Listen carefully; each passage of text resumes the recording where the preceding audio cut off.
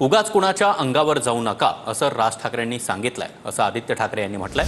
मांसाहार करतात म्हणून मराठी माणसं घाण आहेत अशी टीका व्हायची तेव्हा भाजप कुठे होतं?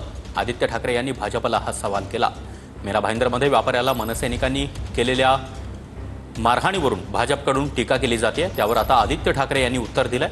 तर भाजप नेते प्रसाद लाड यांनी आदित्य ठाकरे यांच्यावर पलटवार केला आहे।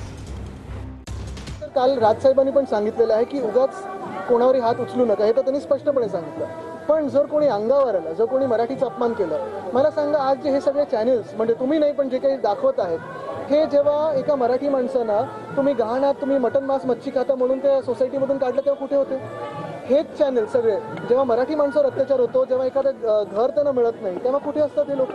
तर हे प्रश्न पहिले हे भाजपवाल्यांना विचारले पाहिजे। आदित्य ठाकरेंनी प्रथमतः स्वतःच्या मतदारसंघात बांधलेली एक महापालिकेची शाळा, ज्याच्या भिंतीवर लिहिलेलं उर्दूमधली वाक्य आणि उर्दूमध्ये काढलेली चित्र, याच्यावर पहिलं उत्तर द्यावं, त्याच्यानंतर मराठी माणसाचा हिंदुत्वाचा सांगावं।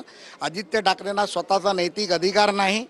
आदित्य ठाकरेंनी स्वतः कधीही कुठली भूमिका स्पष्टपणे मांडलेली नाही। स्वतःच्या वरळीच्या शाळेमध्ये उर्दूमध्ये लिहिलेलं पहिलं जाऊन त्यांनी काळ्या रंगाने खोडावं आणि त्यानंतर आम्हाला प्रश्न